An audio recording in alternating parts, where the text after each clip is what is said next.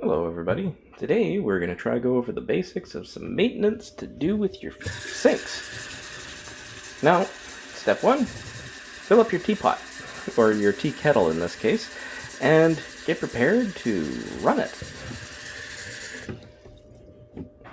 Now, for a sample, I'm not going to fill it all the way because I don't need to clean them.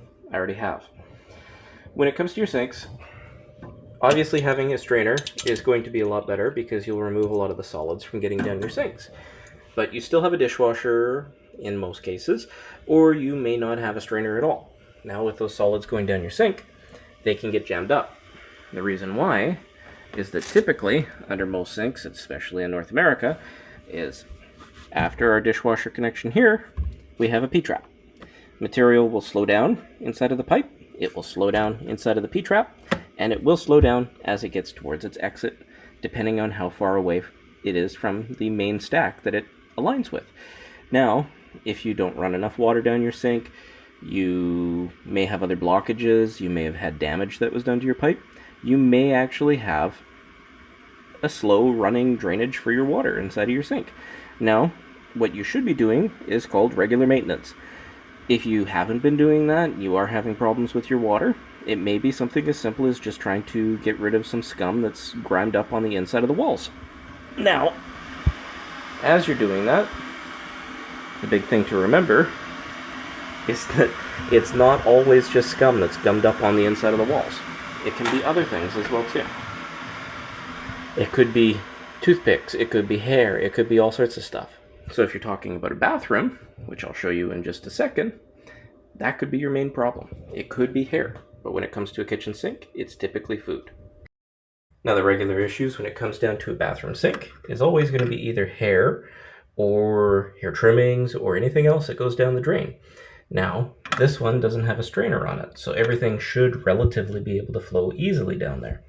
Does it always? No. So, what should we do? And as a reminder, just like every other drain or area where water leaves from your building, you will have the possibility for things to get scummed up or to have hair locked away inside those areas. First off, pull out the hair when you can. Next stop, run boiling hot water down your drains.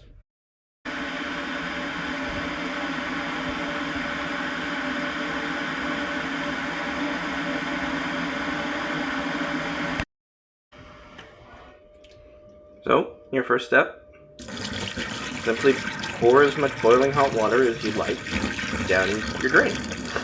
More than likely, what this will do is it will expand all of the material that's stuck possibly to the inside walls of your drain pipe.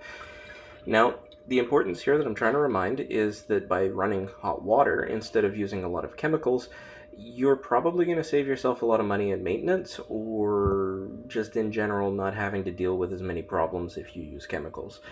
Chemicals are kind of your last resort when it comes down to it. The reasons why are honestly quite simple. If you mix and match a lot of chemicals, eventually they will react to whatever your pipes are made out of. In the case here, this is ABS. It's a type of plastic. It's not always perfect, but if it degrades on the inside wall, it is a cellulose material. It has cells of air pockets within the two different layers of pipe. The outside layer of the pipe being the primary layer, the inside layer being the other smooth layer, but between those layers, there are often little pockets of air during the manufacturing process. It's supposed to be lighter that way. It is supposed to be designed like that, and typically why a lot of people go to PVC instead of working with ABS. PVC has its own issues, ABS has its own issues. So remember those types of things. Chemicals can degrade whatever you're working with, and if you're in a really old building, you can either have cast iron or even copper, and depending on the type of chemicals that you put down your sink, those could be even worse. I've seen entire buildings for 4 stories where a copper pipe was eaten out for 1/3 of the pipe, and every time that somebody drained their sink, everybody on every single floor was filling up the crawl space in the basement of the building.